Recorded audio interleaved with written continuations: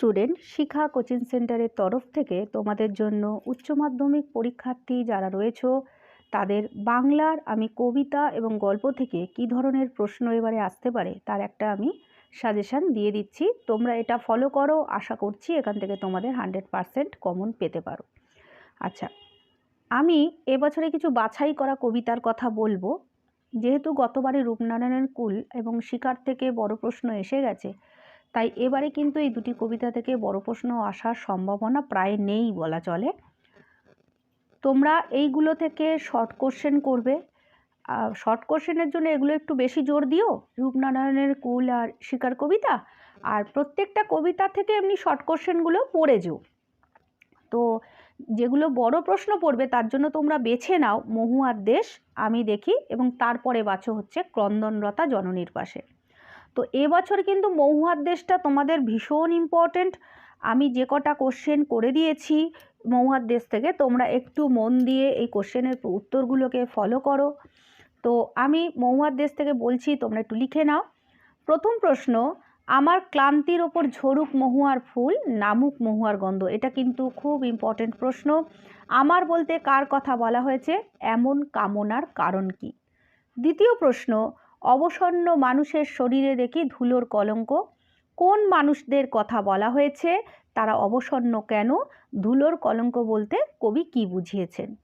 তারপরের প্রশ্ন, ঘুমহীন তাদের চোখে হানা দেয় কিসের দুঃস্বপ্ন, কিসের ক্লান্ত দুঃস্বপ্ন, কাদের কথা বলা হয়েছে, তাদের চোখে ঘুমহীন চোখে ক্লান্ত দুঃস্বপ্নে হানা দেয় কেন?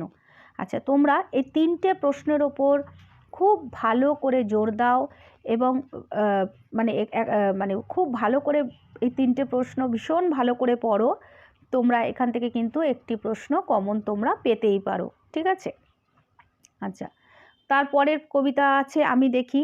আরও এই আমি দেখি কবিতার একটা মজা হচ্ছে কি, তুমি যদি সারসংক্ষেপটাকে ভালো করে পড়ে নাও, তুমি কিন্তু সেই ঘুরিয়ে ঘুরিয়ে কিন্তু একই উত্তর তোমার আসবে। সবকটা প্রশ্নের প্রায় একই উত্তর আসবে, ঠিক আছে? তো ওই জন্য আমি সবার প্রথমে বলবো তোমরা এই কবিতার সারসংক্ষেপটাকে ভালো করে তোমরা মুখস্থ করে ফেলো।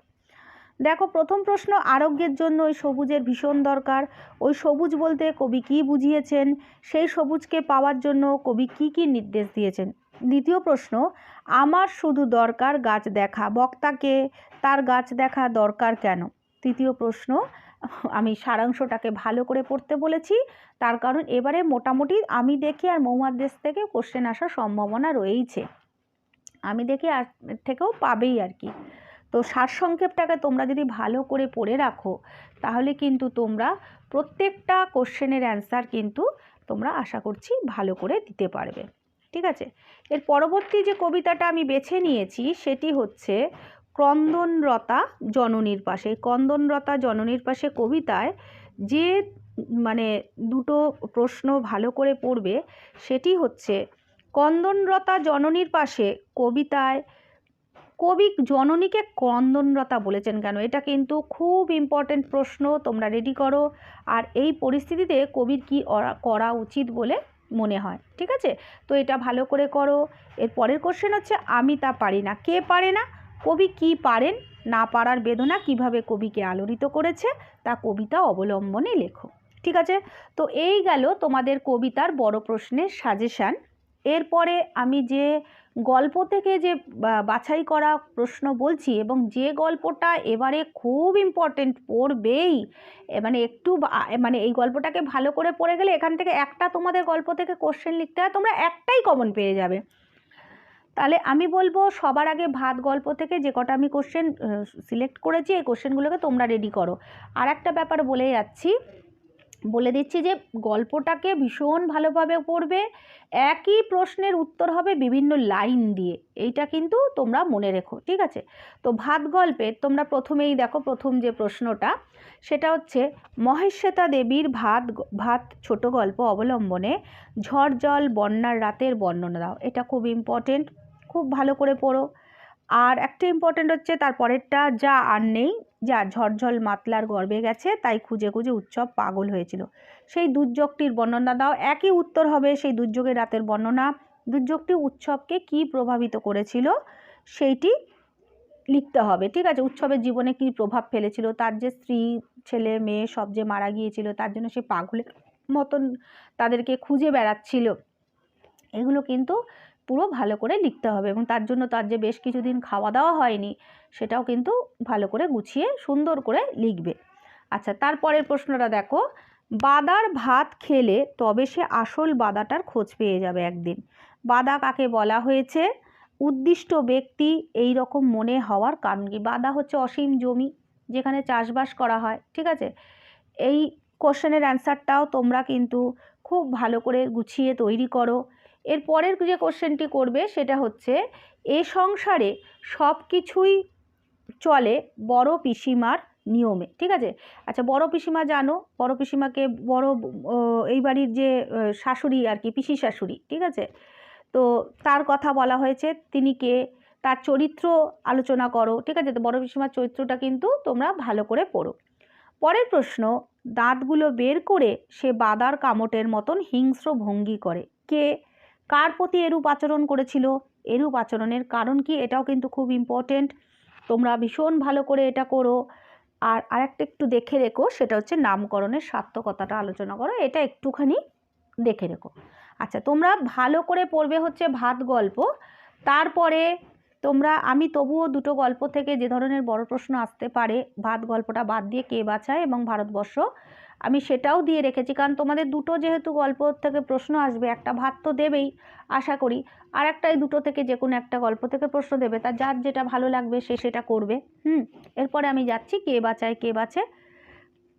এই গল্পটা ভীষণ ভালো করে রিডিং করবে। গল্পগুলোর একটা মজা হচ্ছে, তোমার যদি রিডিংটা ভালো করে পড়া থাকে, তুমি কিন্তু উত্তর সুন্দরভাবে গুছিয়ে লিখতে পারবে, ঠিক আছে। ওই জন্য বারবার বলবো, 3বার 4বার বলবো, অন্তত গল্পটা বারবার রিডিং করো, ঠিক আছে। গল্প রিডিংয়ের একটা মজা হচ্ছে, রিডিং করতে করতে তোমার লাইনগুলো মুখস্থ হয়ে যাবে, প্রায় মাথার মধ্যে থেকে যাবে।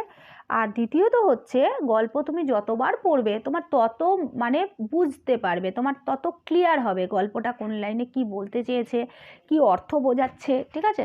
তোমরা কিন্তু ভালো করে গল্পটা বারবার বারবার রিডিং করবে, ঠিক আছে। আচ্ছা, এরপরে দেখো কে বাঁচায় কে বাঁচায় থেকে, কে বাঁচে কে বাঁচায় থেকে আমি দিচ্ছি, দিন দিন কেমন যেন হয়ে যেতে লাগলো মৃত্যুঞ্জয়। মৃত্যুঞ্জয় কেমন হয়ে যেতে লাগলো, তার এমনও হয়ে যাওয়ার কারণ কি? অর্থাৎ মৃত্যুঞ্জয়ের যে পরিণতিটা খুব ভালো করে পড়বে, ঠিক আছে। এটা খুব ভালো করে রেডি রাখো, এটা একটা বড় প্রশ্ন হিসাবে তোমরা তৈরি করে নাও।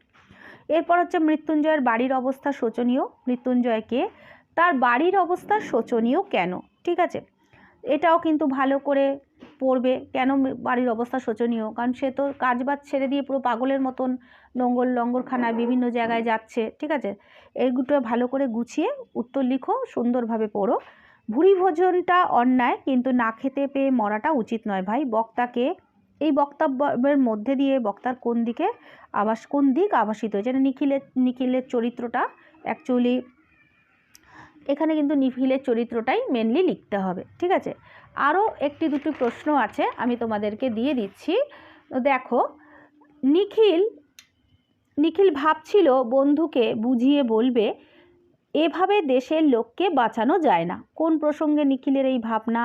এই ভাবনার মাধ্যমে নিখিলের চরিত্রের কোন বৈশিষ্ট্য প্রকাশ পেয়েছে? আর আরেকটি একটু দেখে রেখো, সেটা হচ্ছে মৃত্যুঞ্জয়ের চারিত্রিক বৈশিষ্ট্য, ঠিক আছে। আচ্ছা, এরপরে আসছে আমি ভারতবর্ষ গল্পটিতে। ভারতবর্ষ গল্পটা জানো তো, সৈয়দ মুস্তাফা সিরাজের অত্যন্ত একটি বেশ সুন্দর গল্প এবং সুন্দর সাবলীল ভাষায় লেখা এই গল্পটি। তোমরা এই গল্পটাকেও বলবো বারবার পড়ে যতবার পড়বে তোমাদের তাছাড়া এই গল্পটার মধ্যে একটা মজা আছে, মনে রাখা যায় খুব সহজে, এবং এই গল্পটা থেকে কিন্তু প্রচুর ছোট ছোট প্রশ্ন আসার সম্ভাবনা রয়েছে, ঠিক আছে। তো ওই জন্য বলবো যে গল্পটা ভালো করে পড়ো, শর্ট কোশ্চেনের জন্যও কিন্তু এই গল্পটি ইম্পর্টেন্ট। দেখো, 1 নম্বর প্রশ্ন, বুড়ির শরীর উজ্জ্বল রোদে তপ্ত বালিতে চিত হয়ে পড়ে রইল। বুড়ির চেহারা ও সাজ পোশাকের পরিচয় দাও। অথবা এটাও আসতে পারে, বুড়ির সম্পর্কে লেখক যে বর্ণনা দিয়েছেন তা নিজের ভাষায় লেখো। এটা কিন্তু সম্ভবত 2022 সালে কোশ্চেনটি এসছে। তারপরে কোশ্চেন দেখো, দেখতে দেখতে প্রচণ্ড উত্তেজনা ছড়ালো চারিদিকে। উত্তেজনাপূর্ণ ঘটনার বিবরণ দাও। তোমরা জানো যে কি ঘটনা ঘটেছিল, সেই বুড়ি হিন্দু না মুসলিম, কে কবর দেবে না ওকে পোড়ানো হবে, সেই নিয়ে একটা দ্বন্দ্ব তৈরি হয়েছিল যখন বুড়ির মৃতদেহটাকে নদীর পাড় থেকে যখন তুলে আনা হয়েছিল, ঠিক আছে। সেই ঘটনাটা কি পরিস্থিতি দাঁড়িয়েছিল সেটা কিন্তু ভালো করে বর্ণনা করতে হবে। ঠিক আছে। আর যেটা করতে হবে, শেষ রোদের আলোয় সে দূরের দিকে ক্রমশ আবছা হয়ে গেল। কার কথা বলা হয়েছে, সে ক্রমশ আবছা হয়ে গেল কেন? ঠিক আছে। তো এই ছিল আমার আজকের সাজেশন, লাস্ট মিনিট সাজেশন। উচ্চ মাধ্যমিক পরীক্ষার আগে কবিতা ও গল্প থেকে আমি করে দিলাম। তোমরা এগুলো একটু ভালো করে ফলো করো, আর আমার চ্যানেলটা যতটা পারো শেয়ার করো। ভালো লাগলে একটা লাইক করো, আর কমেন্ট করতে ভুলো না। আর চ্যানেলটা, আমার ফেসবুক পেজটাও তোমরা ফলো করতে পারো, তো চ্যানেলটা সাবস্ক্রাইবও করো। ঠিক আছে। তো আজকে এই পর্যন্ত রাখলাম। আমার এই কোশ্চেনগুলো ফলো করো, আশা করি তোমরা 100%ই প্রায় কমন পেয়ে যেতে পারো। ঠিক আছে।